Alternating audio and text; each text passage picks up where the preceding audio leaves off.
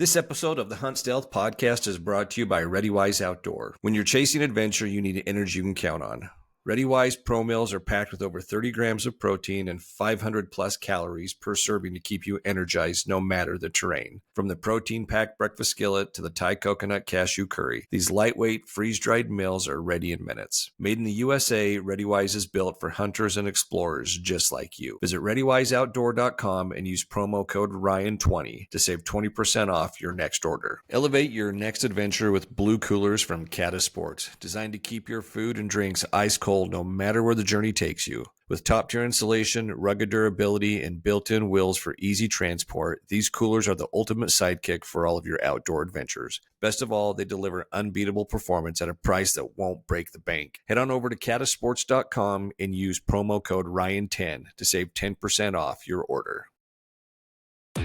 You're listening to the Hunt Stealth Podcast with Ryan Uffens, the podcast where we dive headfirst into the wild. Whether you're an aspiring hunter or an adventurer seeking the untamed, together we'll explore the strategies and stories that lead to success in the great outdoors.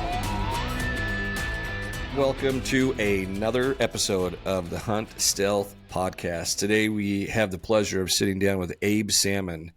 Abe is a young man that hails from Davis County here. Had the great chance to get to know him. I know his dad, and he's gone out and had some absolutely killer hunts this year, doing it the old DIY way. Isn't that right, Abe? Yep. All do it by myself, all of it, literally. So what is it that kind of gave you the urge to really get out? I mean, you're a young guy, you're a young man, you're a man. Yeah. But I love watching your posts on Instagram and everything. It's fun to see that. But what do you think has led you to have success on your own? Dude, I'll start from the start. Like, ever since I was a kid, you can even ask my mom or dad, I have been absolutely obsessed with hunting. Almost like to the point where they thought I was autistic because I was so obsessed with it. I mean, there may be a little literally, bit of that. I would. Yeah, maybe there probably is. I would go home from school. I'd watch YouTube videos till I would have to go to bed because I was just so obsessed with it. Mostly elk hunting. That's where I think all my passion is, mostly archery elk hunting. But then it's just grown from there, and I never really got into archery though until 2 years ago, and it was all by myself. My dad was kind of in it when he was in college, but then after that he never got into it. But then I kind of took it over, and I didn't even know what I was doing. In all honesty, I had no idea what I was doing archery. I went to Wild Arrow, I got my bow set up, and I just went out and started just hiking my freaking guts out. Abe, what is it that kind of led you? Because that's what I love doing is archery. And until I bag myself something, maybe you can take me out, teach me a thing or two next year. Well, you know where I go. I know. You just. So, I just got a little more time in that place than most people. That's the only thing that I know people. Well, so what is it that you think led you to have this newfound love for archery that pushed you into that 2 years ago? My dad my grandpa, he buys a CWMU tag in Colville, Utah, up Chalk Creek Canyon. It's called Haynes Ranch. And we've hunted that for, I would say 10 years now, probably going. And it's actually an awesome, awesome ranch. But we would always be shooting these elk at 300 yards. And I was like, Dad, why don't we just get closer? Why are we not in these elk? And so the first year, my grandpa gave me my tag, and that's the year I shot my biggest bull. But I shot the bull at 20 yards with a 300 Win Mag, and I was like, okay, I got to switch to bow hunting because I feel like I can get in them, so why not just switch to bow? And then I went up in Bountiful. In Bountiful, I scout from June till August till the start of the hunt. I scout probably almost every day after work. I'll drive up, I'll glass, see where the elk are, and then just go home every single day. That's what I do every day after work in June and July. And I see there are so many elk in there. But then right as August comes, those bulls start leaving, those cows start I don't even know what the cows do. They start disappearing. But then I go in there and I'm finding bulls everywhere. There's more bulls. I'll say this. I'm not trying to give the unit out that I hunt, but the bull to cow ratio is 50 to 100, which I don't know if most people know. That's pretty high. I mean, that's Yeah. really high. So I'm seeing during archery or I guess this year, I would see, I'd probably see 5 to 10 bulls a day in the archery season. Like, in all honesty, which is amazing for up in there. Bonkers. Yeah. Yeah, it's bonkers. This year was the best year I've seen up there. But what the knack for archery has just been, elk are my favorite thing on earth, and I love getting close to them, and it's absolutely bonkers. If I'll say this, if people have not been elk hunting and they want to get into elk hunting, and you get within 20 yards and you have that bull screaming, I don't think there's one person on this earth that will never do it again or won't like it, because it is life. It literally like changes your life because it's so insane. Yeah, I remember, I was up that same area. Yeah. And I had that big old bull. Like, I wasn't calling him. I was actually going down the slope, and I just hear this like thrashing coming from behind me. And I'd never heard an elk before, like in the woods. And you know what it's like, that scrub oak up there. It's so thick, and it sounds like a freight train, like branches snapping. Yeah, I don't think most people don't think like or know that elk are not quiet in the woods. It's when at all. When you hear that, it's quasi unnerving the first time, because it's like, oh yeah, it's terrifying. Oh, it's like Bigfoot. You're like, what is coming? Yeah, like what is coming in right now? Like when they're raking a tree, it's just it's crazy. It's pretty cool. It's a pretty cool experience. Yeah. So that's cool that you just kind of, you grew up hunting, but like you said, you get close enough, it's like, okay, let's switch over. And tell me a little bit, like, tell me how's your season gone? And we'll make sure, in the show links, we'll send everybody links to your Instagram. Yeah. It'll be in the show notes so they can go check it out. But tell me, how's your season gone? Like what did you go out for? What'd you get? Yeah. Let's just go through. Tell me some stories, man. So I started off, I'm trying to think, start of the year, I had my archery elk. And then I actually got a muzzleloader deer tag, which that's, I think, one of the hardest hunts on earth. And then I'm trying to think, my dad had his rifle tag up on that CWMU. And then Wyatt actually had the multi-season youth tag for the elk, so he could hunt archery, rifle, muzzleloader all the seasons, just over the counter. And then I'm trying to think what else. Just that, honestly, a lot of my family on my salmon side hunts that CWMU. So I'm up on that ranch all the time. I would say you kind of turn into the family guide. It's honestly, like, I'll say this, it's my eyes. I've got a knack for finding things. I think because I go so much. I don't even think they like me. They just bring me up to find the animals, and then they'll go shoot it. Man, smart. Yeah, I love it, so it's fine if they invite me. But the ranch is actually known for hunting deer, so we actually go up there for deer. But so I started my archery elk, and that hunt was, you've seen that bull. That was a good 5x6. I'm gonna start with this though. February, I shot a cougar. Okay. With my grandpa Salmon's lever action 30-30, my great grandpa's. But I'll start with that. That story was. Yeah, let me hear it. I actually don't know any other person. I'm not kidding you. This has ever happened to ever.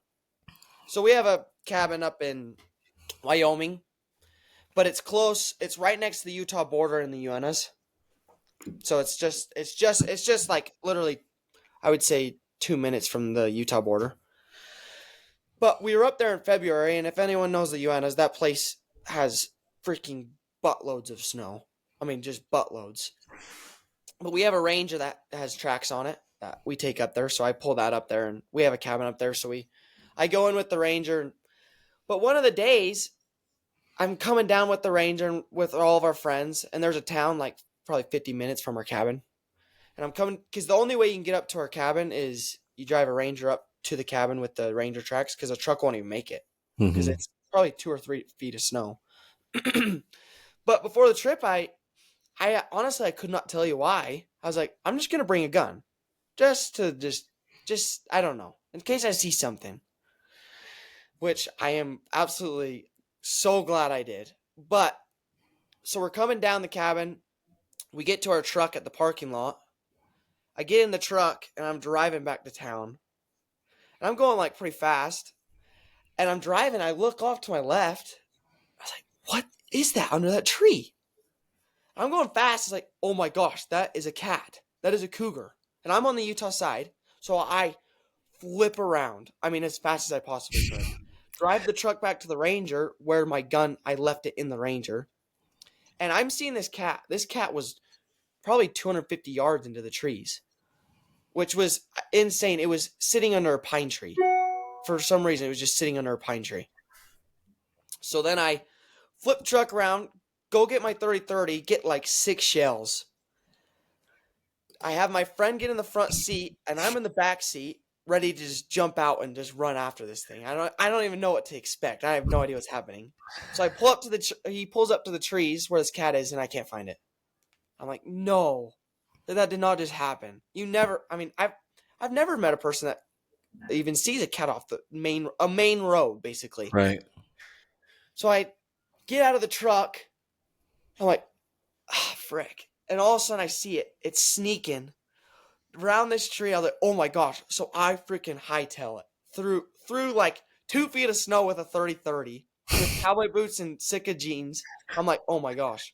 So I post up on a tree, shoot, and this cat jumps. Like, I'm not kidding you. It literally looked like 10 feet in the air when I shot. I was like, it probably did. I was like, oh my gosh, I hit it, I think. And it starts running like on a diagonal at me, kind of. It didn't really know what was going on, and I just, boom, hit it again. It tumbles. I was like, oh my gosh. And I have it on my Instagram, but it's the first video. I shoot it the second time, and I start screaming because I was like, that did not just happen. But then it gets up again and starts hightailing it to the side of me, and I was like, oh my gosh. So I load another shell in, shoot it again. Doesn't go down. Oh, this cat, I have no idea what to do. I had 2 more shells. So then I hightail it again, up further, post up on a tree and shoot, and it tumbles and rolls. And it finally stopped. And then that was a second video on my Instagram. But I'm screaming because I just freaking killed a cougar off a main road, ran off and just freaking killed it. So I get to it, and I was with like 5 of my buddies that don't even know what a deer or elk is. They've never even been hunting in their lives. They don't even know what's happening. And they're shaking. They're freaking out. They're hiking in the snow with no shoes, looking at this cat. And we get up to it, and it was absolutely the coolest thing I've ever seen in my entire life. It was so cool. And obviously, like, and even in the pictures, it looks like it's a pretty big cat. But so the DWR said it wasn't. I mean, it was like a mid-sized cat. It was a like 90-pound cat that was a female, and I started like feeling the fur and stuff, and she had porcupine quills all on her face, all on her paws, and everything. It was crazy. But it was honestly one of the coolest experiences of my life. I don't know any other person that's ever done that with a cat. There it is. I don't know if you can see that. Yeah, there it is for folks. It was the coolest thing I've ever. But that's a good sized cat. Yeah, it is a good sized cat. I actually have it in my room. Yeah, I shared the video. See ya. Yeah, that's some thick snow there, dude. That's crazy. It was miserable, but it was. I mean, it was the coolest experience of my life. I don't know any other person it's ever happened to. And then this is it in my room. Okay. I actually just got the cape back, which that's cool. Is awesome. And it's still got porcupine quills on the cape. He actually left them in for me. Okay. You can see him in his face too. It was. I mean, I don't. Unless you know a person, I've never met a person that's even. I mean, I know people that do spot and stalk cat kills, I but hear, never I hear on cats the out road. in the neighborhood down here. You know, we've Yeah, got cats. I do. Which is why Utah has the law that it does that if you've got your hunter safety license, they come down Exactly. and You can start go. eating pets. You can go get them. So, Yeah, well, no, yeah, I'm very, and to your point, I think you do maybe have a skill set that if you've got eyes to be able to pick up a mountain lion yeah, 250 yards away while you're cruising in the yeah. truck, like that's Dude, that honestly was just the luckiest spot of my entire life. Even all my friends are like, "Abe, how'd you see it?" I was like, "Guys, I could not tell you. It was just I looked at the right spot at the right time, and I saw it just sitting under the tree." But then, Well, so you should give yourself a little bit more credit because, with everybody that I've been talking to, and you talk about how much time you spend up like glassing and looking, like you do yeah, train yourself to look for certain yeah, things. you So do, there's really do. there's a little bit of luck that happens, Yeah, but it comes there from is. the effort and work that you put in to be able to pick those things up. Yeah, So exactly. that's pretty Yeah, cool. yeah. It was so cool. But she was on some deer. So that's how I found her the second time too. Is when I was driving back, I saw the deer. And I was like, oh, she's probably hunting those deer. And that's when I spotted her. She was crawling through trees, going right up into the deer, sneaking into So them. how long when you left and went back to the cabin to get your rifle and when you get back down there, how long was that like time gap? Are we talking like Mm, 20 minutes or No, no, no. Like seriously, like probably 2 to 5 minutes. okay? I mean, So it's quick. I was flying. I mean, it was not safe, but I was like, I gotta get back to this cat.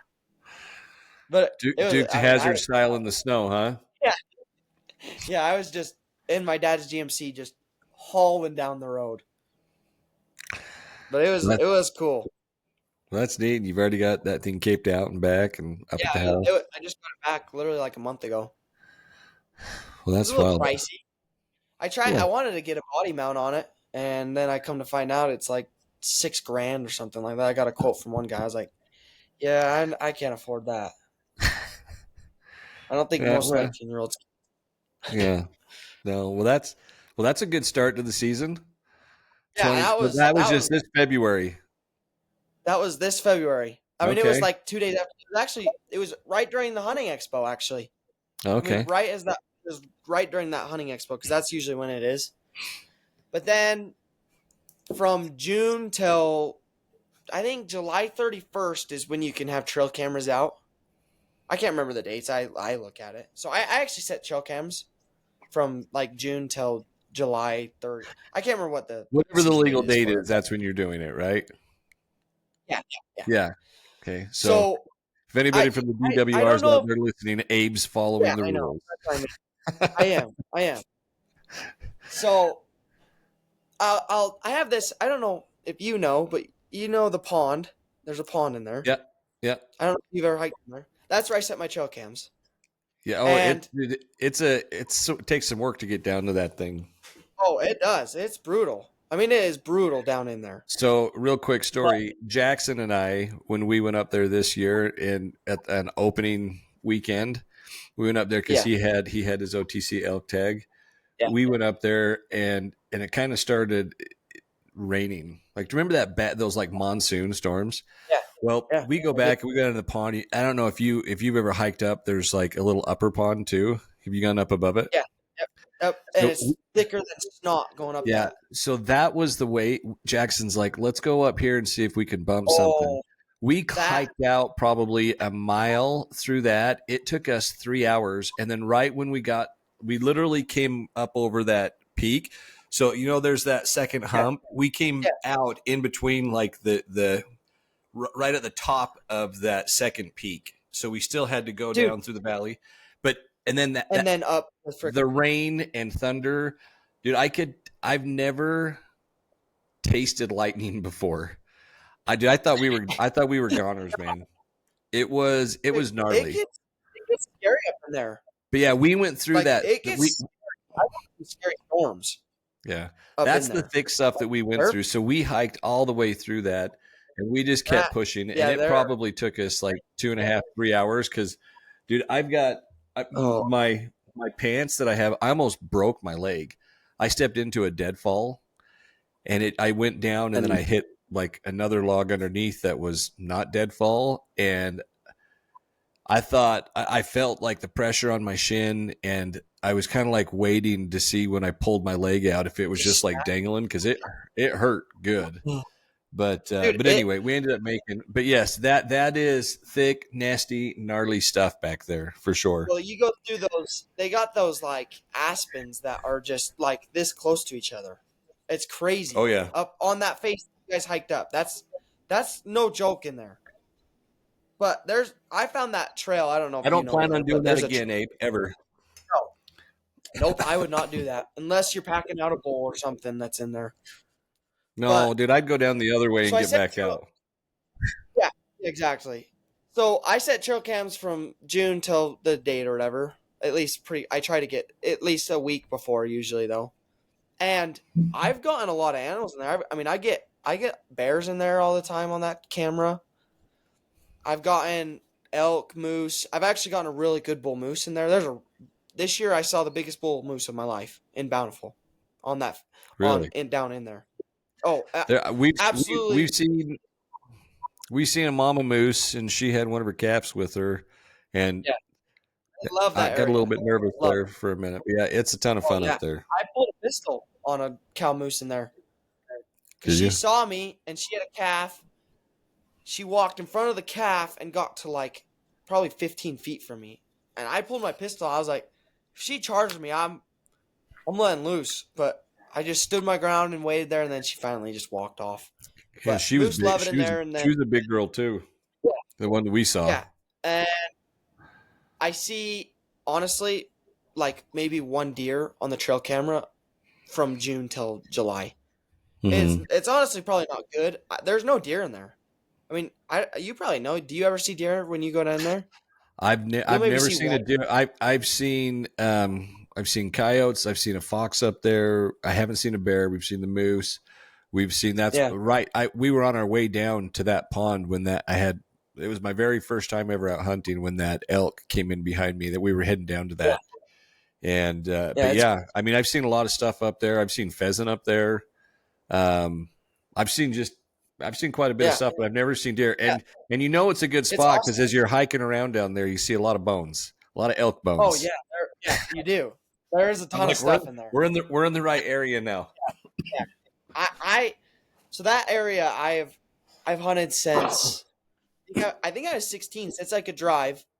I've been in there archery hunting by myself. Usually. Cool. I mean, I'm usually always by myself, but so June, July, I actually got a couple good bulls this year though on my cameras. Just 6-point, like great over the counter bulls. I mean, bulls that you would never pass on, you know. Right. And I was like, okay, I got really excited for the season, and opening day, get in there. I'm trying to think if I went by myself or not. I can't remember. I think I went by myself. Get in there, and I went literally opening day, and usually elk are usually not calling that early. Mm-mm. So that's why I sit the pond usually that early in the season, because just hoping a bull will come into the water. Hoping, I don't know. Usually they're nocturnal at that time, honestly. All my trail cam videos and pictures are all nighttime pictures and videos of the bulls in there. So, opening day, get in there. I actually called a cow in to 20 yards.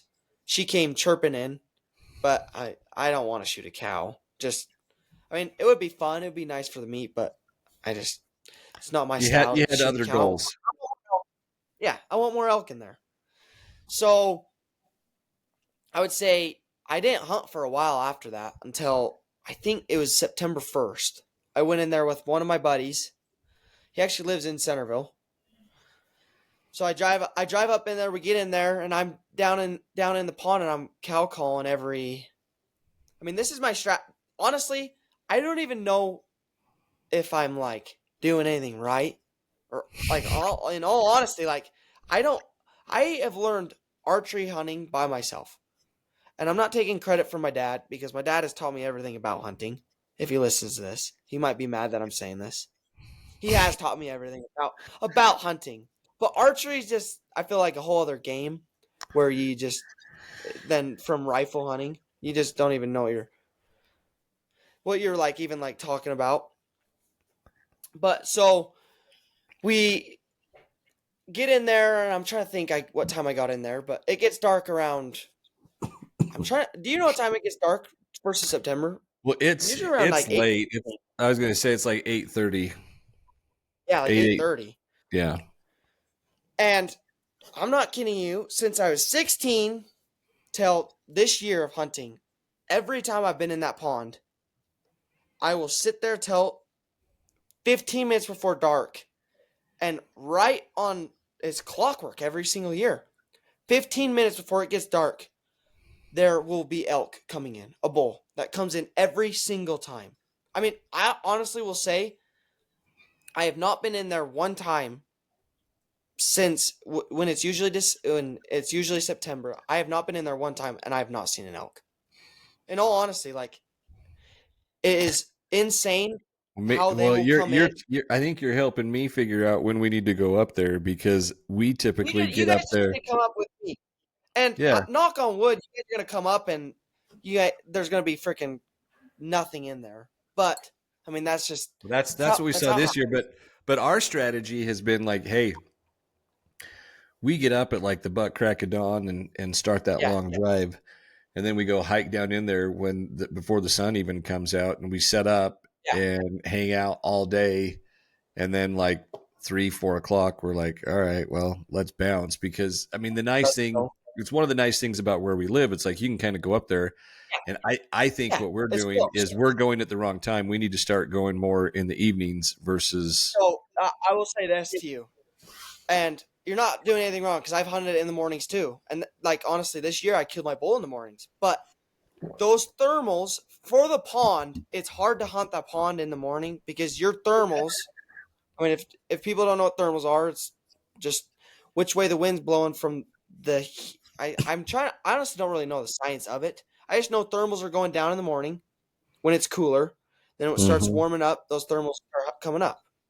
So in the mornings when you're hiking down in there, your thermals honestly are going down into the pond. A lot of your set might it whirls on the way down too, because as you're going down that slope, it's like I'm like trying to be careful. Everywhere. And then it's like, oh, this way. Well, if they're there, we're busted. Yeah, and then 5 minutes later, it switches a different direction. So, yeah, mornings is not the. I get that. Yeah. It is hard. So, evenings, I usually will go in about 2 hours before dark.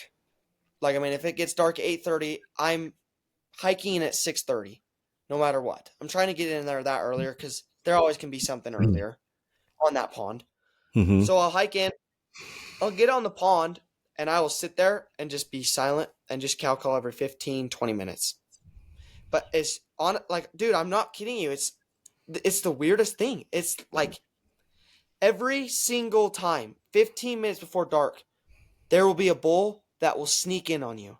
He just comes silent, and you'll be sitting there, and all of a sudden you'll hear a twig break. And you're like, there's an elk. He's coming in.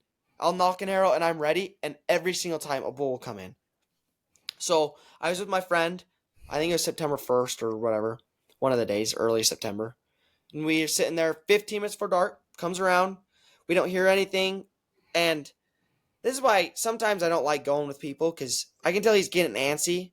He don't like sitting there forever. And he's like, okay, let's go. I was like, no, I'm telling you right now, we sit here 15 more minutes, and that's prime time, you know? That's at least what I call it. It's prime time. Yeah. So we're sitting there. He's sitting there chewing on something. I'm like, I just heard a twig break. He's like, what? I didn't hear it. I was like, get ready. And he's like, what? I was like, dude, there's an elk coming in. Get ready. He's like, no, there's not. So I knock an arrow. I'm getting ready. And I think he finally realized like how serious I am. I start shaking. I mean, it's every time I start shaking because I'm getting all nervous. He's like, dude, where is it? I was like, I can hear it. It's coming in. So I look up in the trees, and it's actually a good 5-point. Fully velvet.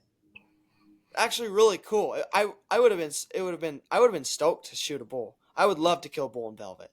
But I see him, he pokes his head around a tree at 90 yards and just stares right down in the pond. And this is the one time I didn't bring my decoy. I don't know if you have a decoy, but I'm telling you right now, they work wonders. I don't think a Okay. lot of people do it either. But so when I go into that pond, I'll set my decoy up. And we've called bulls into 20 yards, and they will look at that decoy and actually start running right at you like that because they see that decoy and they know, oh, there's a cow down there. Like, let's go. So I usually will set that decoy, and this is one time I did it. So he pokes his head around the tree, and he don't see a cow, which a lot of bulls do this. They look, they don't see anything, they don't really like it. So he starts barking at me. I don't. Have you ever heard an elk bark? Mm-hmm. Yeah. It's pretty crazy. He starts barking at me. I'm like, oh crap, he knows there's something weird that's going on. There's an elk calling here, and there's no elk. So I don't know if you've ever heard this, but I've learned it from Dirk Durham. I don't know if you know who that is, the bugler. Okay. He's awesome. He's one of the best elk callers, and he says whenever a bull will bark at you, you bark back at it and bugle. So I barked back, and we started bugling back and forth. On September 1st, I was like, oh my gosh. So then he starts coming in again, but there's just that point where he would come out in the clearing. It's at 90 yards, which I wasn't willing to shoot that far. That's too far. It's too easy to make a mistake, but he'll just sit right on that spot where he knows there's something up, but he won't fully commit and come in. So I was like, screw this. So he walked back up in the trees, and I don't know if you know the pond. I snuck around and got up on the face because that's where he started going up. He started going up towards the face, and I was like, okay, I'm going to see if I can circle him, and he's going to come out in front of us. So I get out on the face. So were you when you're down there, are you kind of like by the pine trees down there? There's like that little...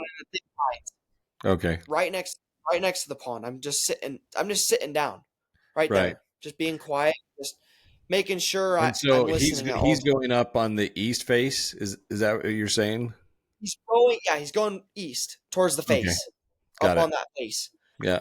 So I circle around, follow the trail, and I get up, and it's probably 5 minutes before shooting light, and I was like, okay, I gotta make a move. So I hike up, I get up in there, and we're sitting there like, oh dang, he's not here.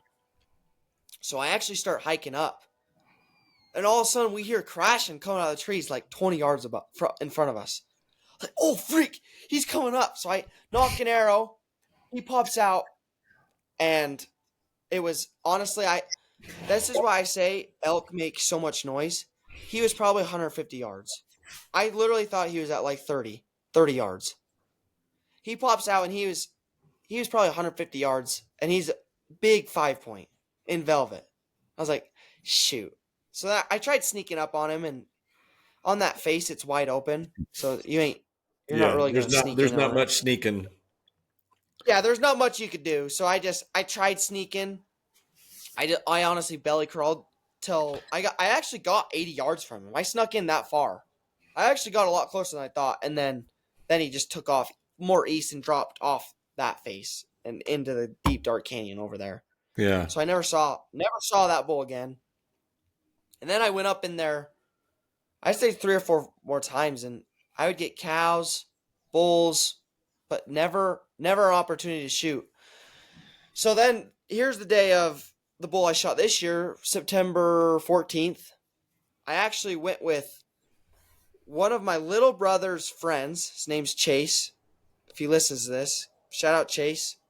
He's literally a little 14-year-old kid. He's my little brother's friend, but he absolutely loves hunting.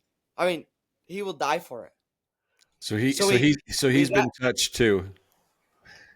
Oh, he has been. And I think he's even worse now because that day.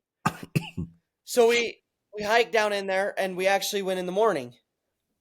So this is why I think like you can do it in the mornings. I think it's harder in the mornings in there just because of your thermals are blowing down, and there's no way for you to get in there besides to go down. You can't come from the bottom up, So we get in there at honestly 5:45 a.m. We're hiking down in the dark, and the big face. I'm climbing down a face. I get down in the bottom gully, and then you climb up another face. And I went east, and there's a rock pile that you can glass all east, and it's awesome glassing. I've seen a lot of elk in there. So I'm glassing. We see a ton of elk. I mean, I saw a ton of elk that day, and it's a Saturday morning, and This wasn't at the same place, two guys. was it? Yeah, this is the same place. Okay. So I'm hiking in there. We glass, and I sat there till 8:30 just glassing, because it's hard to leave a spot glassing elk when they're bugling and rutting, and you don't want to leave. It's just fun watching him. So I'm glassing. I was like, okay, what do you want to do, Chase? He's kind of the one that pushed me that day, which is awesome for him. But so we hike actually further down, and I get into the pond. I'm just checking around and checking the pond, see if there's any elk in there. I'm cow calling, seeing if any bulls are bugling. I'm bugling too. So every drainage I'd get to, I'd bugle down in just to see if I can get a response from a bull, just to see. No responses. And we're coming out of the pond, and it's probably 9 o'clock. And we're climbing north out of the pond, and you get up on top of a ridge, and then you climb out. And then there's a deep, dark canyon further north. I mean, the darkest canyon you can think of possibly. Like, in all honesty, it is the deepest, darkest canyon on Earth. So Well, I saw some of the video, and it didn't look like anything that I had been in there. Maybe I can't remember if it was video, if it was some pictures, but I was like, are we talking about the same place now? Because it didn't look like any place that looked familiar to me. Okay. This spot that I found it's a honey hole. I mean, I am so glad I shot my bull down in this spot, because I know for a fact there's more elk in there every single year. But actually, I'm going to bring stop the story right there. The night before, I went out with my little brother. We didn't really hunt. We were just glassing. I just wanted to go in there to glass. We hiked from the top all the way down to the furthest point you can go. And I hiked. I can glass both sides. And I saw a 5-point, a 5x6 with 6 cows, bugling, rutting. Are you up on that little rock ledge you can see there? Yep. Kind of like there's a line of rocks. That's where I was. Got it. So I hiked up there, and I'm glassing west, down in the deep, dark canyon right there. And he's up on the face feeding and bugling and rutting. He's a 5x6 bull. I was like, oh, that's a great bull. So then we hiked back out that night. Then I woke up that morning and went with Chase. So I'm come back to the story, and I'm next to the pond, and I climb up on that. There's like that ridge above the pond, and I bugle down in this canyon. And it's just the faintest bugle you can honestly possibly hear on Earth. And I was like, dude, that's way down in there. So I don't know if that's even worth going. And it might be a dang guy. I've heard guys in there plenty of times bugling. So like, I don't think we should go. And he goes, let's go. I was like, dude, that's far in there. Like, that is deep. He's like, let's go. I was like, screw it. Let's go. So we hiked, followed the ridge north for, I mean, honestly, probably a mile and a half. And he kept bugling down in the bottom of the canyon. So, I would say about 9:30, your thermals are finally switching up. So I kind of waited for my thermals to come up, because I was hiking down the canyon. So I waited till my thermals were coming up.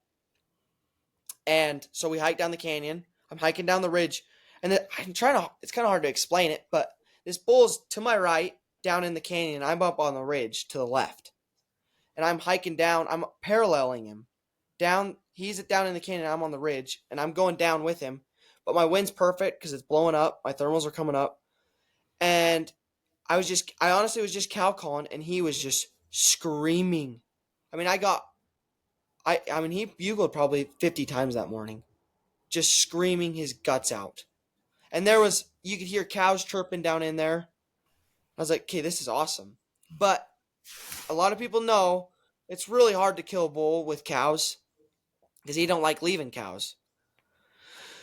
So I was like, and when you're I've heard this. I've never even tested it, but when you're bugling at a bull and he has cows, sometimes they'll round up their cows and freaking like balls to walls get out of there, because they don't want to fight. They like their cows. So I'm hiking that ridge. He's bugling every 2 minutes. So I'm finding out where he is. And he's at the bottom of the canyon, like literally the bottom. So we're following the ridge. And it gets to a point where I'm parallel with him. So I was like, okay, let's drop off the ridge and go down into the canyon. So I'm sneaking through the canyon and I'm just trying to be quiet, but cow calling at the same time. So honestly, I'm not too afraid about noise because elk are loud. They're not real quiet. So I get to probably 50 yards, and this kid that I was with has a tag, and a spike comes running at us. I mean, like full sprinting, running at us to the left. And I was like, frick. I was like, Chase, do you want to shoot a spike? He goes, yeah. And he goes, where is it? I said, are you kidding me? Like, you didn't see the spike that just ran like 30 yards above us? He's like, no. I was like, well, do you want to go after that? He's like, yeah. And I was like, okay, well, first let's go see what this bull's doing, and then we'll see if we can get the spike too. Because he had a tag. And so we go towards this bull, and I get to 50 yards, and he's screaming his guts out. I mean, just screaming. And in the video on my Instagram, you can hear him screaming, which is all. I mean, it is the coolest experience. But I can never see him because it's so thick in there. I mean, it is so thick. So I keep sneaking down, and I'm just cow calling it like 30 yards, and he's bugling at me. We can't see each other. But then it got to a point where I was at 20 yards. I was up on the face of the ridge, and he was down in the canyon. And there was this one time I cow called, and I could hear him raking a tree, just going crazy on it. But then I cow called again, and I can hear him. He stops raking the tree, and he starts full on coming right at us. I was like, okay, he's coming. So it gets to a point where I can actually see him now, and he's down at the bottom, but he's starting to come up, and he's bugling. I wish I had a GoPro or something on my head because it was awesome. I could see him bugling. I was like, okay, I got my arrow knocked. I got my what's it called? Knocked on my string. Mm-hmm. And he starts coming up, and he's kind of like coming up. I'm trying to explain. He's coming at me, but kind of like parallel away from me, which was weird why he was doing that. But come to realize why he was doing it, I think he was trying to get my scent, trying to see if I really was an elk. Yeah. Yeah, he was trying to circle me, which he was going. I mean, he almost got to where I would have been screwed. But I could see this gap where he was going to come through, but it was 5 yards below me. And you can see in the video, I almost sprint. And he doesn't know I'm there. I think he's so rutted up, he doesn't even care what's going on. So he comes up through that opening, and I like jogged to that, pull back. I had a gap probably 3 feet wide, and just let the arrow fly. I was like, Zoom! And it just smacks. Like, I got him.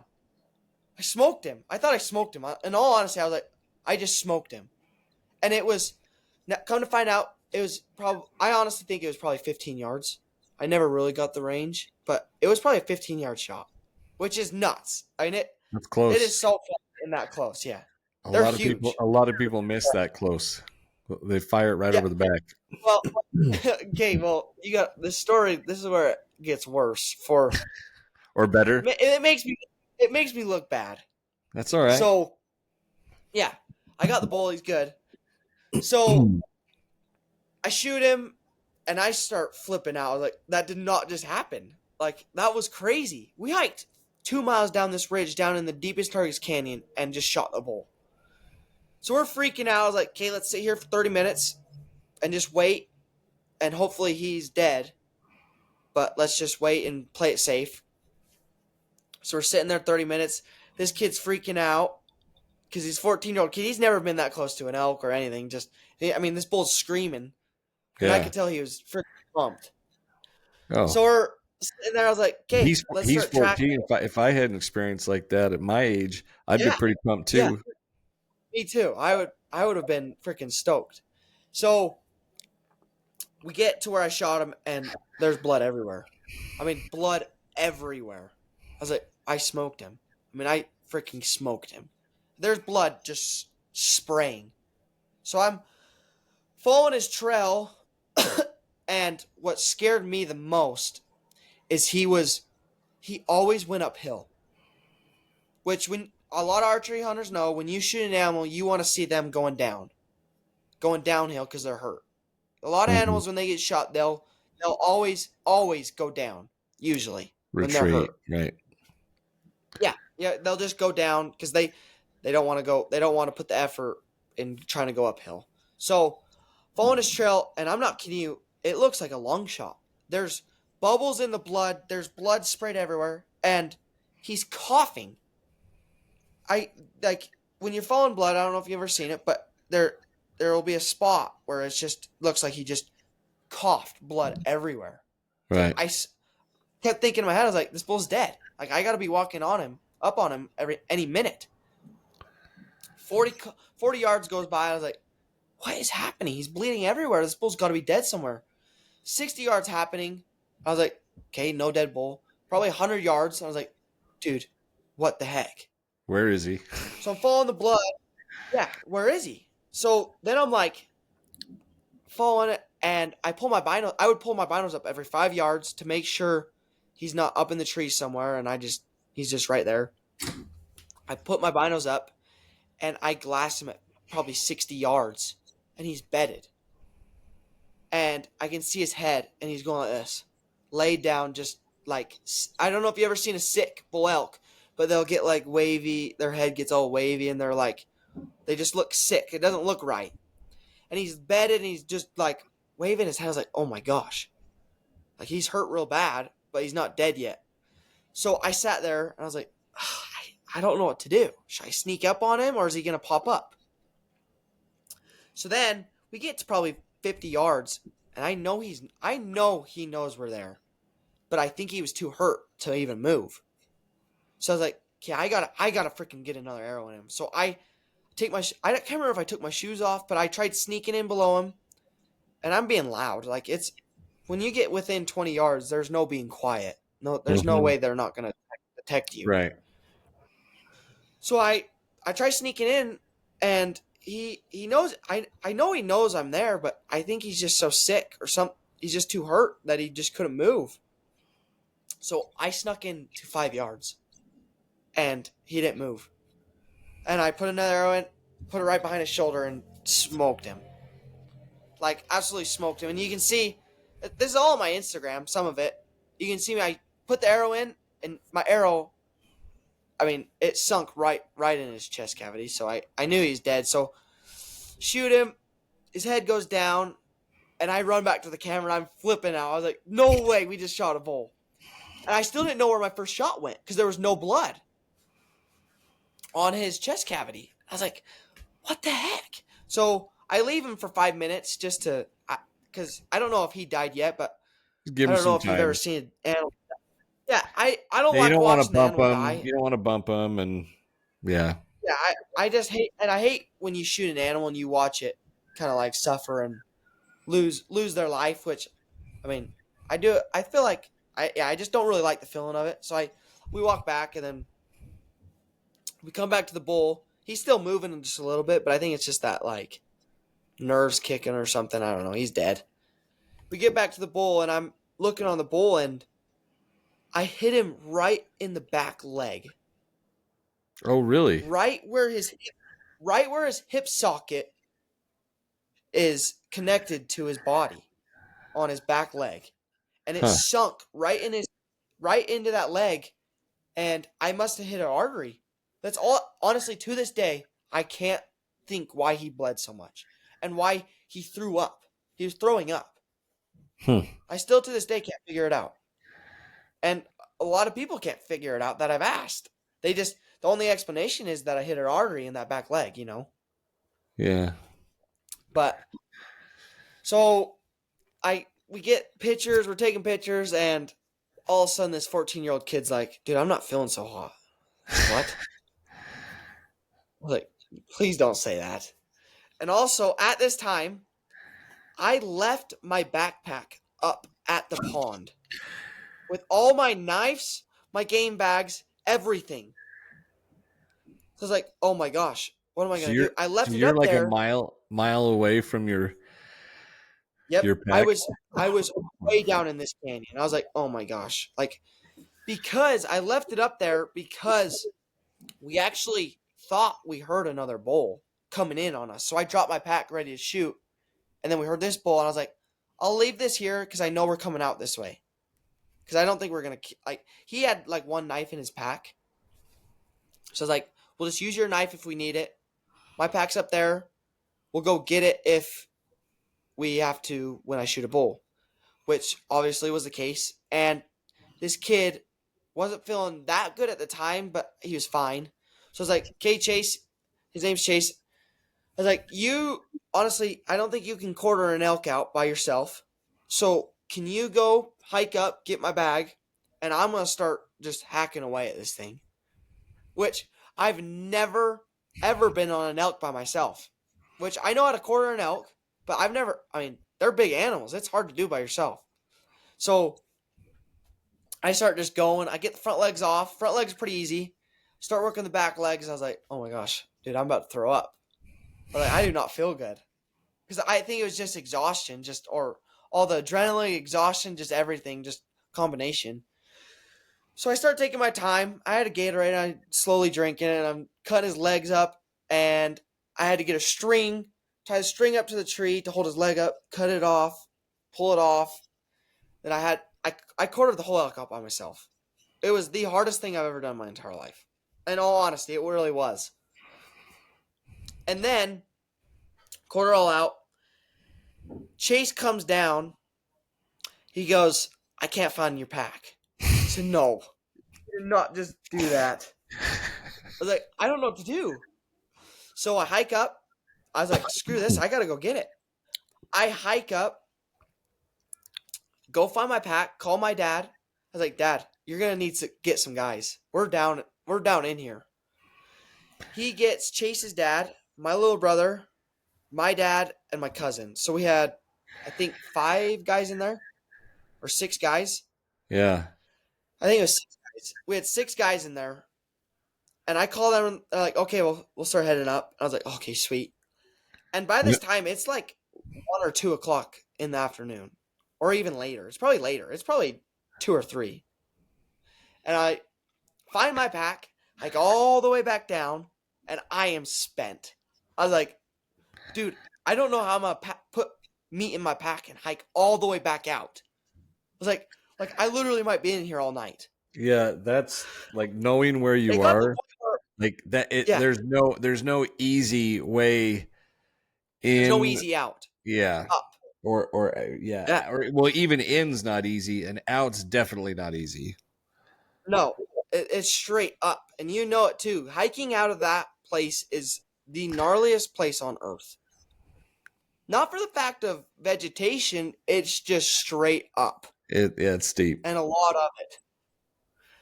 So, and then when you get out of the steep, then when you get out of the steep, it flattens out for about 30 seconds, and then it's more climbing. Yeah, it's like a 30-yard span, and then it's straight up again. So I hike back down, get to the elk, put all in game bags, take the head off, and I actually took the jaw off the head. I caped the whole head out, so I have just the skull, just to make everything easier, lighter. Which I've actually learned that from my cousin Weston. If he ever hears this podcast, he does a lot of Europeans. I've learned a lot from how to take the whole cape off the head and stuff. Cool. Which it's actually pretty hard if a lot of people do it. It's just a lot of tedious work. So I take that off, and down in the bottom of the canyon where this bull originally was, it's the craziest place. It's a big canopy, but it's open. It's the most open place you'll ever see. And there's water coming through the canyon. It reminds me of like videos I watch of like Born and Raised or like Elk 101 of them in Oregon, of the canopy where it's open and clear and vegetation everywhere. It's green. I mean, you see the pond, it kind of looks like that. Where it's just more than green and like big, like, I don't know what those plants are, the big leaf plants. Yeah. All down in there. So I put the stuff on my pack and I almost started deboning it by myself. I was like, I don't have the energy. So I put a cord on my back, hike it down to the bottom of the canyon, which is like 200 yards, it was pretty far. And he starts going, Abe, I don't feel good. I was like, oh my gosh. I was like, what do you mean? He's like, I don't feel good. And I was like, okay, well, can you get the back straps and tenderloins and hike them to the bottom of the canyon? He's like, yeah, I'll do that. And he puts it on his bag or his pack. And I was like, I see him hiking, and all of a sudden he like stops and he starts puking. And this kid is sicker than sick.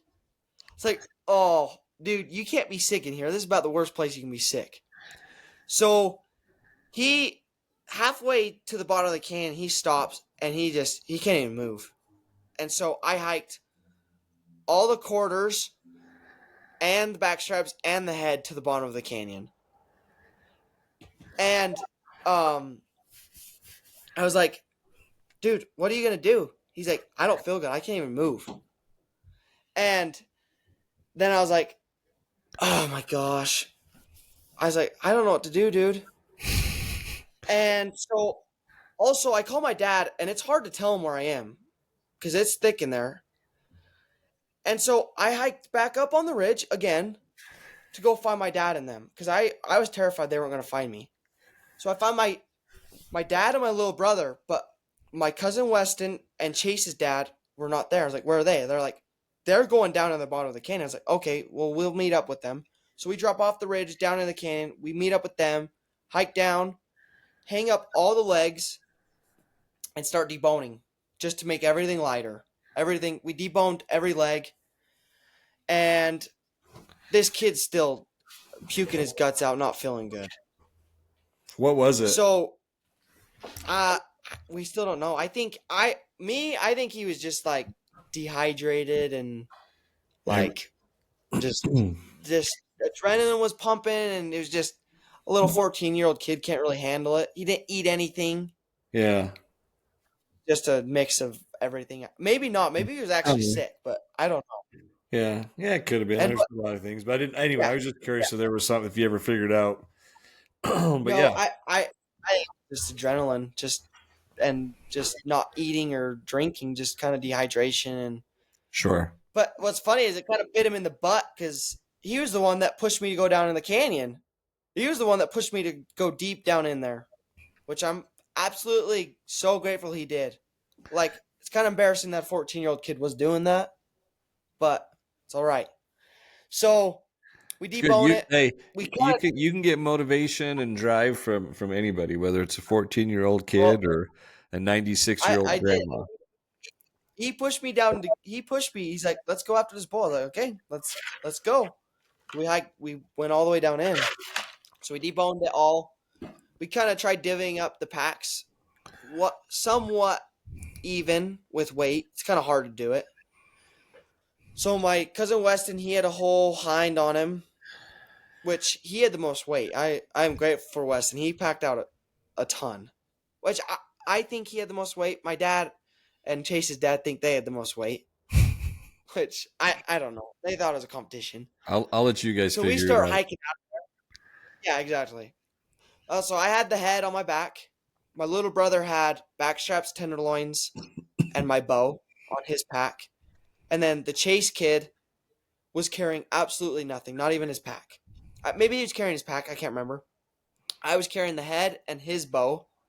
And then my dad had a front and half of a back. And Chase's dad had a front and half of a back. Which, on an elk, a front's a lot lighter than a back. But, so we start hiking out of there. Chase is just not, I mean, he's pale as a ghost, just puking his guts out. And it's still hiking hot out. too. And oh yeah. We're all sweating, dripping sweat. So we hiking up, and it's slow. It's slow going. It's just steep. You're having a lot of weight on your back. It's hard. And a head is one of the worst things you can pack out. I can't imagine a guy with like a 380 bull on his back trying to hike out of places. Because a head is the most awkward thing on earth to pack out of a thick place. Because it's just, you're catching on branches, you're catching on twigs. It's just, it's so annoying. So slowly making our way, and I'm like 40 yards behind I was probably further, like 60 yards behind my dad and my brother. And I look up, and we get to this. There's a little opening of green grass, and where the little stream comes through it. I look up, and my dad throws his pack off his back. I was like, what? And he starts hauling, running, and going like this. Like, what in the world? And he starts yelling. He's going, shiz, shiz, shiz. He's getting stung by bees. And my little brother got stung, but my dad is running up the mountain just getting stung by bees. I think he got stung like 3 or 4 times. But it was one of the funniest things I ever watched. Because he just dropped his pack and just took off. But they're the hornets that are in the ground. Yeah. In the little nest in the ground that you don't know that are there. Yeah. And then he lit up. So we're hiking out, and they're bad up there. You see the little holes, and it's holes. Yeah, they're everywhere. So it was just slow going. It was brutal, just hiking out of there. We were stopping every probably 15 yards, 20 yards, just puffing and puffing, and it's steep coming out of this canyon. So if you know, I'm trying to explain it to you. The line of rocks. When you get down in the gully right before it, when you head up the face, that's where we came out of that canyon to your left, to the west. That's that canyon. That's where I shot my bull. Okay. So we climbed all the way out of that, from the bottom of that canyon, hiked all the way out, got up to the face, and it was the most brutal pack out I've ever had. But once you get up there, you're smooth sailing from there. Yeah. Yeah. It's just got a nice trail you can find. I mean, it's steep, but you have a path out. You're smooth. Yeah. So I'm trying to think when we got out of there, but I got home at 10:30 that night, and I was in there at 5:45 a.m. And I actually took the meat that night. I took the meat to our butcher. He's the greatest butcher guy on earth. He's the nicest guy. His name's Andy Thornock, if anyone knows. A lot of people do know him. He's the coolest guy. But we took our meat to him. I called him at like 9:30. I said, hey, can I bring my elk tonight? He's like, yeah, go ahead. So I took my meat to him. He put it in the cooler or whatever to age it. And then I drove home. And I got home, I think, probably like 11:30 that night. And I just zonked for like 2 days. I was out of it. Same with my dad. Same with my little brother. It was one of the worst packouts. But the chase, he made it. He finally made it out of there. But we slowly fed him some stuff to try to get his energy up. Try to nurse him back to life. So I'm guessing he never got that spike you guys saw. No, we didn't care about the spike anymore after that. Yeah. I said, screw the spike. That would have been the hardest day of my life if we had to shoot that spike. If it wasn't already the hardest day of my life. But that was the coolest experience of my life. Honestly, because it's cool when all your, like, when you know you're doing something right. Like, I played the wind right on that one. I know what I was doing with the wind, and it came to it worked out perfect for me. He didn't smell me, and he came to 15 yards without. He actually didn't even know I was there, ever. He never knew I was there. Shout out maybe Sika Gear's money. I know you wear Sika. I wear some Sika. It hid me in plain sight because he had no idea I was there. Yeah, but that was a long day. I think the key was, so look, this is my takeaway, and what I've learned and what I'm getting better at is, if you can learn how to play the wind, you set yourself up for success. And from where I've started 100%. To where I'm at now, look, I love Sitka, but I think more importantly, understanding how to play the wind is going to be the key to getting on a bull and within firing range. I'll say this though, like, I mean, you listen to any guy that's known for elk hunting, they will say the number one thing you need to worry about is the wind. The number one thing. Any of them will say it. Any of them. It is the most. elk are fine-tuned with their nose. They're better than any other animal. Because deer, sometimes you can kind of, I feel like maybe not fool, but I just don't think they play the wind as much as an elk does. But Yeah, well, that and hunt was just the elk here that was too, they crazy. get so much pressure on the archery hunt. So much. So they're Yeah, way more alert. They're on alert 24/7. I mean, deer are as they're on well, their but toes. yeah. Yeah, So Abe, let me ask you this as we kind of wrap up here. If you were to if you were we talked about the importance of wind. What would you say to people that are starting archery elk hunting, and like what's the key that you would say that you would leave with someone to try and give them the best chance of success out in the field? I would say first off, get your bow fine-tuned, shoot well with it. Because look at me, I was the luckiest kid this year, being able to being able to find the bull dead with an arrow in his back leg. Like, I mean, it's kind of embarrassing because I felt like I was pretty good with my bow, but I mean, it's just things happen in the woods. But another thing is definitely your wind. I mean, wind is number one for me.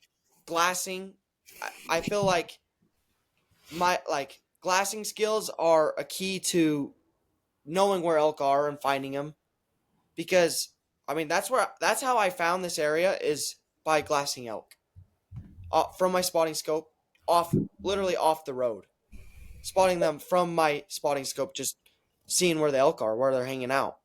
And I honestly, I would put all my success, though, all of it, towards like this over the counter elk tags, because I've in the past 2 years I've killed 2 bulls, which I'm 2 for 2 on actually archery elk hunting for myself, which is pretty like crazy to think about. But I know for a fact, I know why too, is I put all my time and work into that area. I put all I mean, I go up there every day during the season almost. I mean, I'm up there 24/7.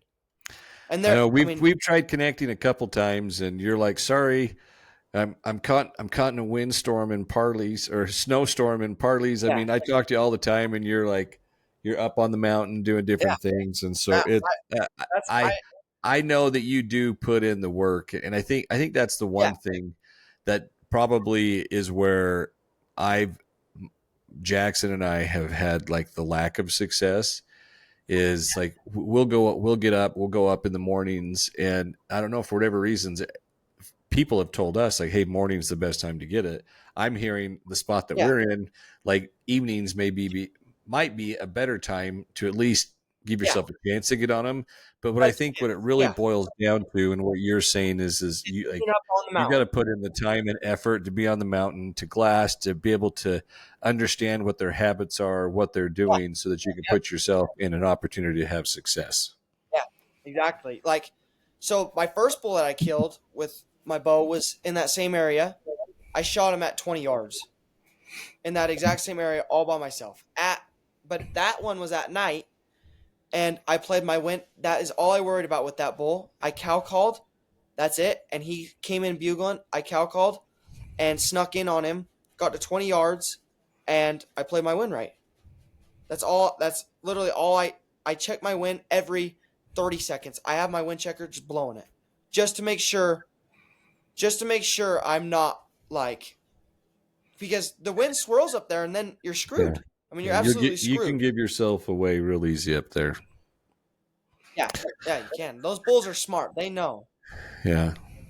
Abe, man, hey, it's been But an absolute blast. I've loved hearing the stories. We'll have to have you back on again.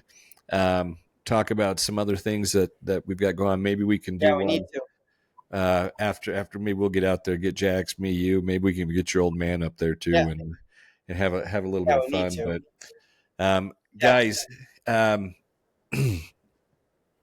I will put a link in the podcast notes.